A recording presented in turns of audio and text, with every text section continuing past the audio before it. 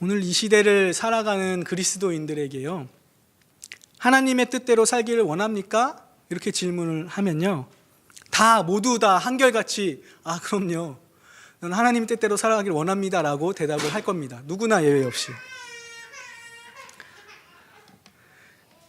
근데 하나님의 뜻이 무엇입니까? 라는 질문을 하게 되면요, 이런 질문을 던지면 선뜻 하나님의 뜻은 이겁니다 라고 대답하는 사람이 잘 찾아보기가 어렵습니다.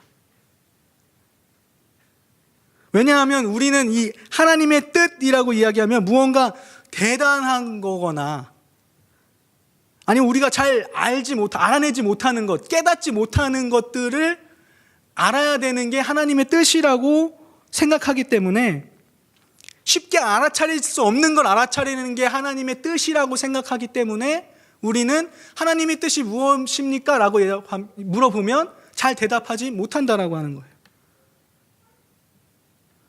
그래서 그런 생각으로 신앙생활하고 있는 사람들이 많이 있기 때문에 어떤 사람들은 내가 지난밤 꿈에서 천사가 나타나서 나한테 이렇게 하라고 하더라, 이렇게 꿈에서 내가 하나님의 뜻을 찾아보려고 하는 사람들도 있고요. 그리고 갑자기 내가 신앙생활하고 있는데 어디 조용한 데 갔더니 갑자기 하늘에서 소리가 들려가지고 나 이렇게 하라고 했습니다, 이렇게 얘기하는 사람들도 있고요. 그리고 저는 어떤 예언의 은사가 있는 어떤 용한 권사님이나 전도사님이나 목사님이나 찾아가서요, 예언의 은사가 있는 분한테 찾아가서요, 하나님의 뜻을 들었는데요, 이렇게 이야기하는 사람도 있다는 거죠. 또 그렇게 하는 일들을 많이 듣게 된다는 거예요. 그리고 때때로는 스스로 내가 하나님의 뜻을 구해보겠다라고 하면서 기도에 오랜 시간을 투자하면서 하나님의 뜻은 뭐지? 내가 기도하면 알아낼 수 있지 않을까? 열심히 기도하면서 하나님의 뜻과는 상관없이 그냥 기도만 열심히 하면서 오랜 시간을 투자하거나 하면서 시간을 보내기도 하고 있다는 거죠. 심지어는 신학교에 오는 사람들 중에서도 기도했는데요, 금식기도 기도원 가서 했는데요, 하나님이 신학교 가라 그래가지고요, 신학교 왔어요, 이렇게 이야기하는 사람도 있고요. 기도했더니, 실제 있었던 일이에요, 기도했더니 하나님이 이 자매랑 결혼하라고 합니다. 그래서 저는 죽어도 이 자매와 결혼해야겠습니다, 이렇게 이야기하는 사람도 있었습니다. 또 잘 사귀고 있다가도, 잘 교제하고 있다가도 기도해보니까 이 사람은 아니라는데요, 이 사람이랑 사귀면 안 될 것 같습니다, 이렇게 해서 헤어지는 경우도 있고요. 또 부모님이 기도해보더니 그 사람은 아닌 것 같다, 그 사람은 만나지 말아라 얘야, 이렇게 얘기하는 경우도 있다는 겁니다. 이러한 말도 안 되는 상황들이 발생하는 이유 가운데 하나가 하나님의 뜻이라고 하는 게 우리가 쉽게 알 수 없는 부분이고 평범한 사람들에게는 굉장히 어려운 영역이라고 하는 생각이 우리 가운데 있기 때문에 우리는 하나님의 뜻이 뭐지? 라고 질문을 하면 쉽게 하나님의 뜻은 뭡니다 라고 대답을 못한다라고 하는 거죠.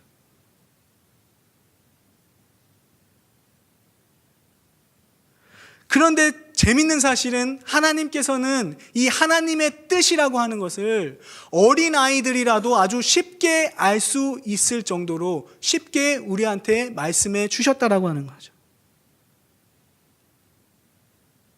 하나님께서는 이 하나님의 뜻을 누구나 알 수 있도록 정말로 쉽게 우리한테 계시하셨다라고 하는 사실을 우리는 잊으면 안 된다라고 하는 것입니다. 그걸 잊지 말고 신앙생활을 해야 된다는 거죠. 하나님의 뜻은 결코 어려운 것이 아닙니다. 하나님께서는 십계명으로 요약할 수 있는 말씀, 십계명으로 요약할 수 있는 율법에 하나님의 뜻을 담아 놓으셨어요. 어려운 게 아니에요. 이미 성경에서 율법을 통해서 우리에게 하나님의 뜻을 보여주셨다라고 하는 거죠. 그래서 우리는 다른 어떤 여러 가지 방법으로 하나님의 뜻 알기에 힘쓰는 것이 아니라 하나님께서 우리에게 주신 성경을 통하여서 하나님의 뜻을 알 수 있다는 거죠. 그러니까 우리가 하나님의 뜻이 뭘까 더 이상 고민할 필요가 없는 거예요. 하나님의 뜻이 뭔지 알기 위해서는 성경을 보면 되는 거예요. 하나님 뭘 하라고 하셨는가? 하나님의 뜻은 이 성경 안에 있다는 거예요. 율법 안에 하나님께서 설명해 주셨다는 거예요. 친절하게, 어린아이도 알 수 있을 정도로 쉽게.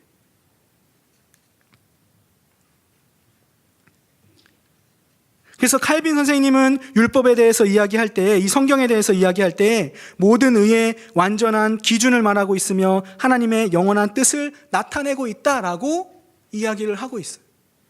하나님의 말씀이 하나님의 영원하신 뜻을 우리에게 알려준다라고 하는 거죠. 그러니까 하나님께서는 하나님의 뜻, 하나님께서 우리에게 요구하시는 바를 아주 충분하고 명백하게 하나님의 율법에서 나타내 주셨다라고 하는 거죠.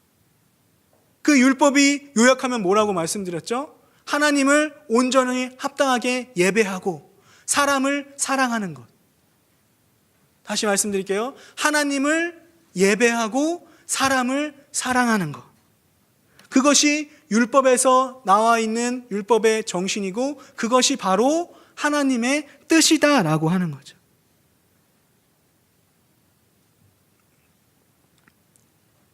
그러니까 하나님의 뜻이라고 할 때에는 우리가 어떤 대학을 지원해야 될까요? 내가 어떤 아파트를 사야지 이게 좀 오를까? 이런 걸 알려주는 게, 내가 아침에 일어나서 동쪽으로 가야 될까요? 서쪽으로 가야 될까요? 이런 걸 알려주는 게 하나님의 뜻이 아니라는 거예요. 내가 짜장면을 먹어야 됩니까? 짬뽕을 먹어야 됩니까? 하나님. 내가 누구랑 결혼을 해야 잘 살 수 있을 것 같습니까? 그런 걸 알려주는 것이 하나님의 뜻이 아니라는 거예요. 그것은 지극히 우리의 자유에 맡기셨어요. 하나님께서는 그런 것들은 우리의 자유에 맡기셨어요.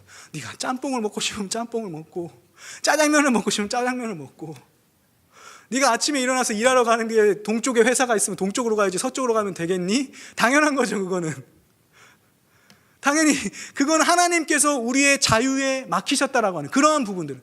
그럼에도 불구하고 우리가 그런 것을 우리의 자유로 선택을 하지만 그 가운데서도 우리는 항상 무엇을 생각해야 되냐면 하나님의 뜻을 생각해야 되는 거죠. 율법에 이야기하는 대로 내가 이 사람이랑 결혼을 하면 정말 하나님 뜻대로 하나님을 사랑하고 하나님 예배하고 사람을 사랑하는 일에 정말 그런 삶을 살 수 있을까? 그거를 생각하면서 결정을 하는 거죠. 그러니까 오늘 많은 기독교인이라고 이야기하는 청년들도 그런 것들을 쉽게 생각하지 않고 배우자를 고르는 일에 정말 신경을 많이 안 쓰고 있는 모습을 볼 때 안타까움이 있는데, 그런 부분들, 우리가 행동 하나하나를 하는 거, 내가 선택하는 하나하나를 하는 거, 아침에 일어나서 나와서 어디를 가고 하는 그런 행동 하나하나가 하나님께서는 나에게 자유로 주어진 일이고 내 자율적으로 할 수 있도록 허락해 주셨고 허용해 주셨고, 물론 그런 일을 하다가 때로는 내가 죄를 짓는 일에도 갈 수도 있어요. 그렇지만 하나님께서는 그걸 허용해 주셨고, 그러나 그러한 가운데서도 우리는 하나님의 뜻을 항상 생각하면서 할 수 있도록 해 주셨다는 거죠. 그런데 그 하나님의 뜻이 뭐냐면 율법이라는 거죠. 성경 말씀에 있는 거라는 거죠. 그 하나님의 뜻을 우리는 절대로 잊어서는 안 된다는 겁니다. 오늘 본문에서, 우리가 읽은 본문에서는 다윗 왕에 대한 이야기가 나오고 있어요. 다윗 왕이 언약궤를 운반하는 기사를 오늘 기록을 해놨어요. 역대상에 보면 기록을 해놨습니다. 이 오늘 읽은 본문의 이해를 좀 돕기 위해서 이 전에 있었던 사건에 대해서 제가 조금 말씀을 드릴게요. 먼저 이스라엘의 첫 번째 왕이었던 사울 왕이요, 블레셋과의 전투에서 길보아 산에서 죽음을 맞이하게 됩니다. 사무엘 상 끝에 가보면 사울 왕이 그 아들 요나단하고 전투하다가 블레셋과 전투하다가 죽는 장면이 나와요. 그리고서는 끝나게 돼요. 그리고 나서 사무엘 하가 들어가게 되면서 다윗이 이제 왕으로 세워지게 되는 사건들을 기록을 하게 되는데, 사울 왕이 블레셋과의 전투에서 죽음을 맞이하게 되면서 이스라엘에, 그러니까 쉽게 말하면 왕이 있었다가 전투에 지면서 왕이 없어진 거예요. 그리고 하나님의 그 다음 왕으로 기름 부음을 받았던 다윗은 이제 그 전까지는 사울 왕에게 쫓기는 신세로 다니다가 사울 왕이 죽었다는 소식을 듣고 나서 이제 헤브론이라는 곳으로 옮겨가게 됩니다. 나서 그곳에서 다윗은 유다의 왕으로 세워지게 돼요. 온 이스라엘 왕으로 세워지는 것이 아니라 헤브론이라는 곳에 가서 다윗은 유다의 왕으로만 세워지게 되는 거예요. 그러니까 사울 왕이 죽고 나서, 전체적인 이스라엘을 다스렸던 사울 왕이 죽고 나서 다윗은 이제 어떻게 보면 불완전한 이스라엘 한 지파만 다스리게 되는 왕으로 세워지게 되는 거예요. 완전한 왕이 아니라 한 지파만 다스리는 왕으로 세워지게 되는 거죠. 그때가 다윗이 사무엘로부터 기름 부음 받은 지 15년 정도 지났을 때예요.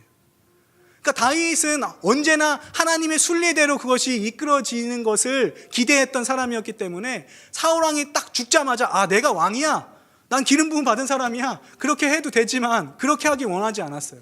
다윗은 기다리면서 자기가 이스라엘 이스라엘의 왕이 될 때까지를 잘 기다렸던 사람이에요. 그런데 오늘은 이 15년을 기다려서 겨우 유다 왕이 되는 일이 되었다는 거예요. 유다 왕이 되었다라는 거죠.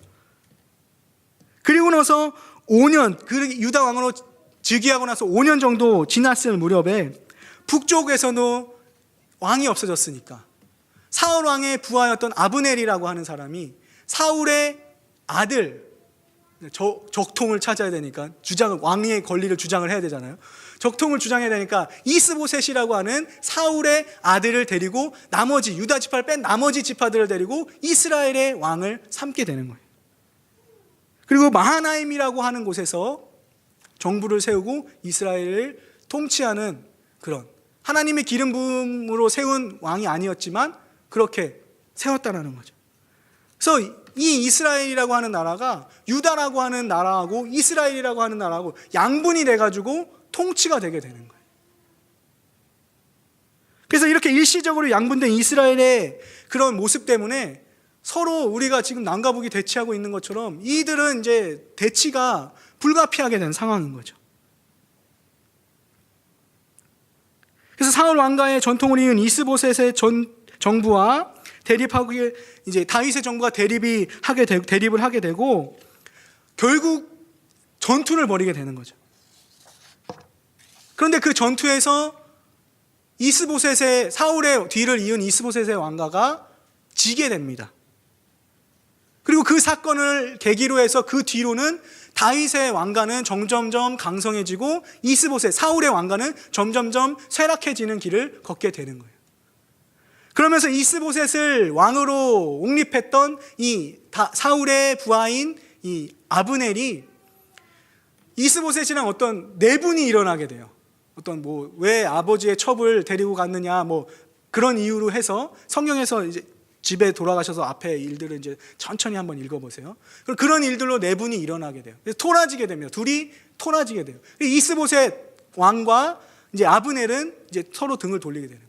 그래서 이 아브넬이 마음이 토라졌기 때문에 다윗한테 내려오게 됩니다. 다윗한테 와서 이 나라 어차피 그 꼭두각시 왕 내가 세운 왕인데 내가 이 이스라엘을 원래 하나님이 당신을 왕으로 세웠는데 내가 다 돌릴게요 하고 오게 되는 거죠.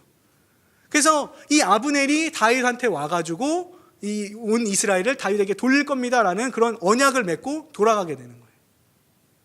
근데 그 돌아가는 길에 죽게 돼요. 요압이라고 하는 장군, 남유다에 있던 장군이었던 요압이라고 하는 사람한테 죽임을 당하게 돼요.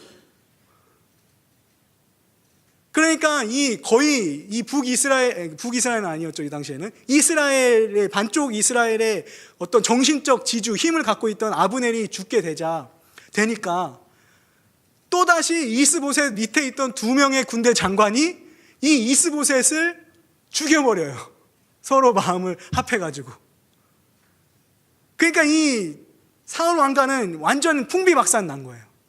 그리고 나서 이 2명의 이 장관은 다시 다윗한테로 내리고 와가지고 우리가 이스보셋을 죽였습니다 이러면서 자랑하듯이 얘기하게 되지만 다윗은 그것을 달갑게 여기지 않고 그들을 다시 처형을 해버리게 되는 거예요. 그런 일들이 발생하게 되고 아브넬도 죽었죠. 이스보셋도 그 부하들한테 죽었죠. 죽인 장관들도 죽였죠. 그러니까 이제 이스라엘은 통치할 사람이 없어진 거예요.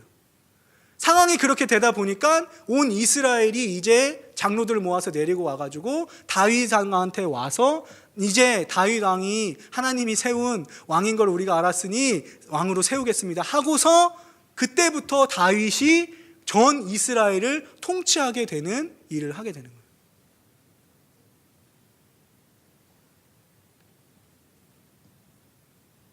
그러면서 다윗 왕은 그때부터 블레셋 세력들도 조금씩 내몰게 되고 예루살렘에 있는 여부스 족속도 몰아내게 되고 그때부터 나라의 기틀이 정말 어떤 하나님이 지켜주시는 강성한 대국으로서의 모습이 조금씩 회복하게 되는 그러한 상황에 있다는 거죠. 그러한 상황에서 이제 다윗이 그러한 어떤 전체적인 왕, 전체적인 이스라엘을 다스리는 왕으로서의 그 이 자리에 오르게 되고 나서 가장 처음으로 시도하려고 했던 일이 바로 오늘 사건이 나오는 언약궤를 옮기려는 일을 하려고 했다라고 하는 거죠. 다윗이 기름 부음 받고 나서 15년을 기다렸다고 했어요. 그리고 유다로 왕으로 통치하고 뭐 5년 동안 시간을 보내고 이렇게 하면서 다윗은 정작 기름 부음 받고 나서 하나님이 왕이 될 것이다 사무엘을 통해서 기름 부음 받고 나서 25년이라는 세월이 지났어요. 25년이 지나고 나서야 비로소 왕이 될 수가 있었다라는 거죠. 그러니까 얼마나 내가 왕이 되면 어떻게 나라를 이끌어 가야겠다라고 하는 그 마음이 20여 년 가운데 얼마나 많은 마음이 있었겠어요. 제가 신학을 공부하면서 내가 목사가 되면 어떻게 내가 목회를 하고 해야겠다 10년 신학 공부하면서도 그런 마음이 들었는데 다윗은 한 나라의 왕으로 세워지는 그런 꿈을 받고 하나님이 참 선지자를 통해서 기름 부음까지 받게 됐는데 그러고 나서 왕이 딱 됐을 때 얼마나 내가 왕이 됐으니 얼마나 내가 하나님을 사랑하는 마음을 가지고 이 땅을 통치하겠다라는 그런 생각을 가졌겠냐는 거죠. 그러면서 그 마음이 고스란히 나타나는 것이 바로 이 언약궤를 옮기는 일이었다는 거예요.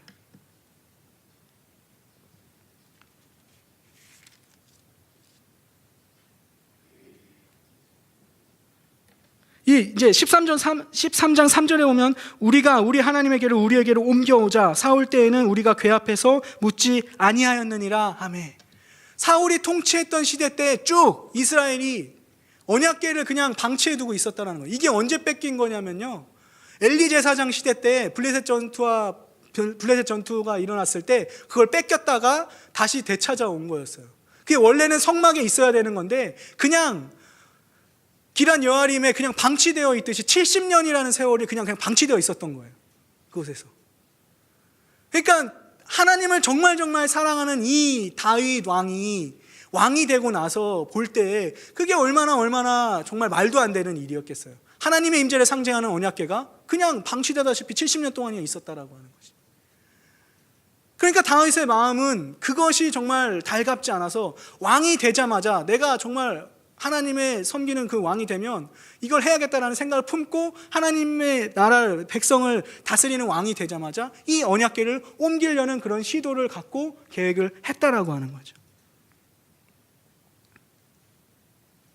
이런 행위는 정말로 이스라엘의 왕은 내가 비록 이스라엘 하나님의 기름 부음을 받아서 이스라엘 왕으로 세워졌지만 우리에게 진정한 왕은 하나님 한 분뿐이 없습니다라고 하는 어떤 다윗의 그런 고백이 담겨 있는 거죠. 이런 행동에서. 그러면서 이 언약궤를 옮기려고 하는 이 다윗의 이 행동은 정말로 하나님의 볼 때에는 우리가 봤을 때에도 그렇죠. 정말 선한, 정말 잘하는 일이다 라고 할 정도로 정말 귀한 일이었었다라고 하는 거죠. 그의 동기는 매우 선했다라고 하는 거예요. 그런데 이 선한 일을 그렇게 마음을 쓰고 심혈을 기울였던 그 일을 하는 데 있어서 오늘 문제가 발생하게 된다는 거죠. 3만이나 되는 무리를 모아서 아비나답의 집으로 가서 수레에 싣고 우사와 아요가 그것을 이제 수레에 실어서 예루살렘으로 향하게 됩니다.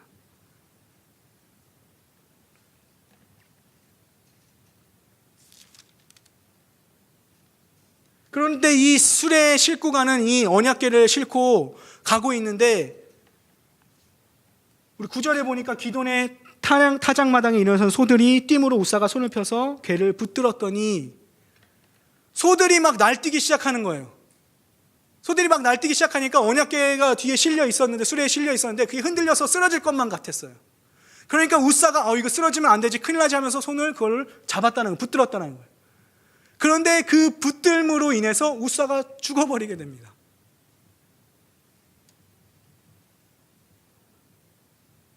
그러면서 이 완전 잔치집 분위기였던 이 언약궤를 옮기는 그 행사가 완전 초상집 분위기로 바뀌게 되는 거예요. 다윗이 이 선한 마음을 품고 하나님의 일, 하나님이 정말 이스라엘을 통치하는 진정한 왕이시다라는 그런 고백으로서의 모습으로 이걸 하고 있는데, 그 일을 하고 있는 도중에 이런 일이 발생이 되었다라는 거예요.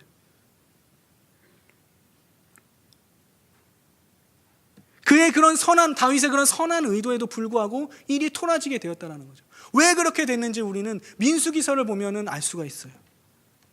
민수기에서 이제 찾아보면, 민수기 4장 15절에 보면, 진영을 떠날 때 아론과 그의 아들들이 성소와 성소의 모든 기구 덮는 일을 마치거든 고앗 자손들이 와서 매일 것이니라. 그러나 성물은 만지지 말라. 그들이 죽으리라. 회막 물건 중에 이것들은 고앗 자손이 매일 것이니라.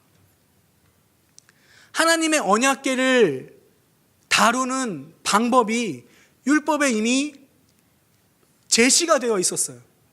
특별히 이 언약궤를 옮길 때에는 레위 지파 중에서도 고앗 자손이 매에서 수레에 옮기는 게 아니에요. 그거는 이방 사람들이 그냥 했던 방법들이고, 수레에 실어서 옮기는 것이 아니라 꿰고 메어서 고앗 자손들이 어깨에 메고 옮기는 일을 해야 되는 거죠. 언약궤를 옮기는 방법은 그랬다라는 거예요. 율법에 나와 있는 방법이 그랬다라는 거예요. 그리고 더군다나 그것은 만지지 말지니라. 죽을지니라. 만지는 자는 죽을지니라. 그걸 만지면 죽는다라는 거예요. 그래서 웃사가 만졌더니 어떻게 죽었다라는 거예요. 하나님이 알려주신 방법이 있었음에도 불구하고 그 방법을 몰랐기 때문에 그 언약궤를 옮기는 일이 실패로 돌아가고 말았다라는 거죠. 분명히 다윗의 마음은 하나님을 기쁘시게 하는 데 있었어요. 누가 봐도 그래, 다윗이 그 마음이 기뻤는데 왜 이렇게 됐을까? 그런데 성경에서는 분명히 그것을 움직이는 방법을 설명해주고 있었다라는 거예요. 결국 다윗은 하나님의 뜻과는 다른 방법으로 이 언약궤를 옮기는 일을 했다라고 하는 거죠.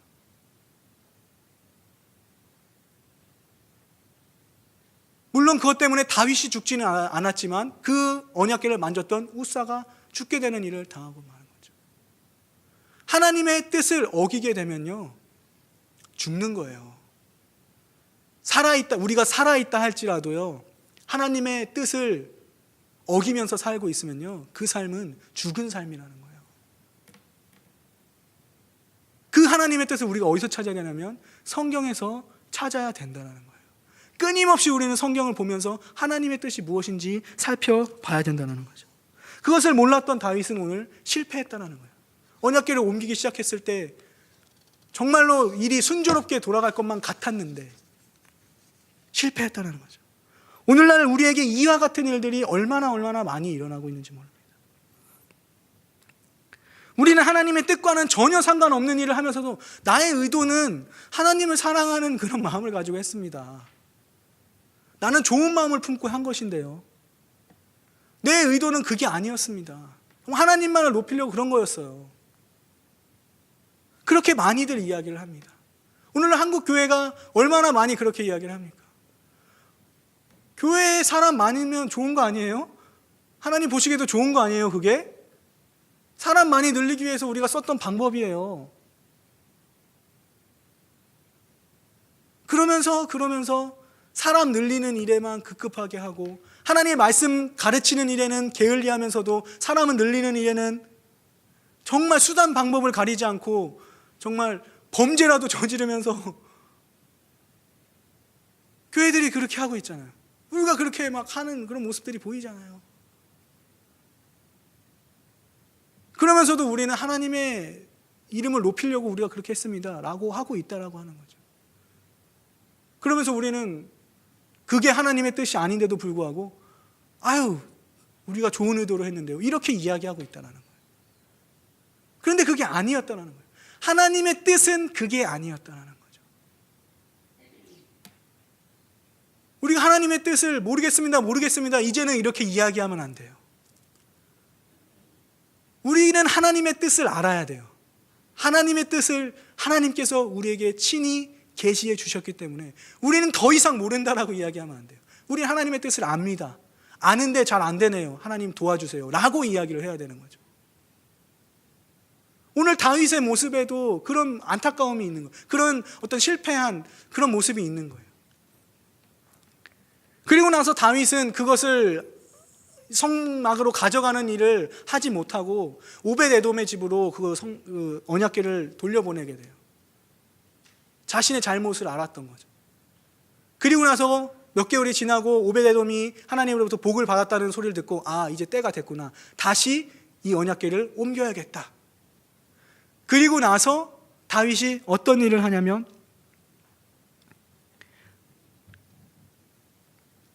역대하 15장에 보면 그는 이렇게 고백합니다. 레위 사람 외에는 하나님의 궤를 맬 수 없나니 이는 여호와께서 그들을 택하사 여호와의 궤를 메고 영원히 그를 섬기게 하였습니다. 다윗이 이제 알았던 거예요. 두 번째 하나님의 언약궤를 옮기려고 마음을 먹었을 때는 이제 안 거예요. 하나님의 언약궤를 옮기는 그런 방법이 있었구나. 어떻게 알았겠어요, 이 다윗이? 당연히 율법을 보고 거기에 나와 있는 법을 알았겠죠. 그걸 이제 안 거예요. 하나님의 일을 하는 거에는 마음이 내가 하나님을 사랑한다고 100번 말하는 그게 중요한 게 아니라 정말 하나님이 원하는 뜻이 무엇인지 아는 게 중요하구나라고 하는 것을 다윗이 알았다라고 하는 거예요. 그리고 나서 그것을 그러니까 수레로 옮기는 것이 아니라 매는 것이 하나님의 언약궤를 옮기는 방법이다라고 하는 것을 알고 나서 다윗이 하나님의 언약궤를 그렇게 매고선 그 다윗성으로 옮겨가고 거기에 있는 성막에 그것을 안치 놓으려고 하는 그런 일을 실행하기 시작했다는 거죠. 그러면서 그 일들은 순조롭게 진행이 되고 그 일이 너무너무나도 기뻐서 다윗은 날뛰고 춤추면서 하나님 앞에 나아갔다라고 하는 거죠.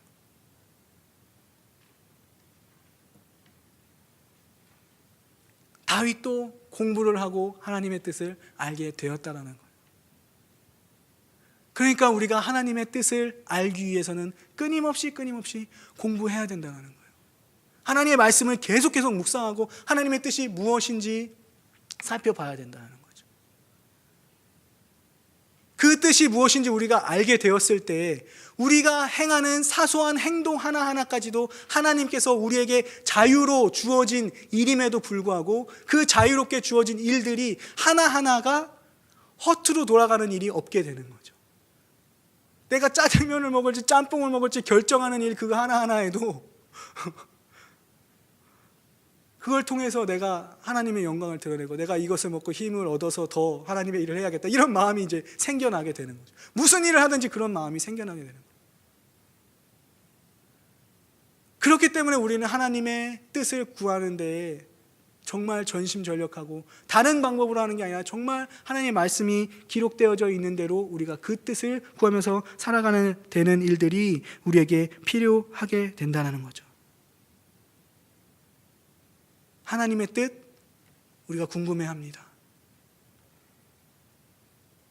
하나님의 뜻 궁금하시다면 우리는 성경을 살펴보아야 됩니다. 하나님의 뜻대로 살기를 원한다면 우리는 공부해야 되는 거죠. 우리가 성경에서 율법에서 하나님의 뜻을 알 수 있다는 거죠. 다른 곳에서 우리는 그것을 찾으려고 하면 안 돼요. 다른 곳에서 우리가 하나님의 뜻을 찾는다라고 하는 시도를 멈춰야 된다는 거죠. 우리는 성경으로 돌아가서 하나님께서 그곳에 계시하신 하나님의 영원한 뜻과 하나님께서 우리에게 원하시는 그런 방법들과 모습들을 우리는 살펴보면서 밝히 보여준 하나님의 말씀을 쫓아 행해야 된다는 거죠. 그래서 그 뜻을 우리가 항상 사모하고 익히고 배워서 그 뜻대로 우리가 살아가야 됨을 우리가 기억하면서 하나님의 뜻, 이것은 다른 데 있는 것이 아니라 하나님의 말씀 안에 있는 것이고 하나님을 예배하고 사람을 사랑하는 것이 하나님의 뜻이다. 그리고 그 세세한 내용들은 성경에서 하나님이 충분히 계시해 놨다라고 하는 것을 우리가 기억하시면서 우리가 하나님의 뜻을 따라서 쫓아서 살아갈 수 있는 우리의 삶의 거룩한 모습이 될 수 있기를 주님의 이름으로 축원합니다. 기도하겠습니다.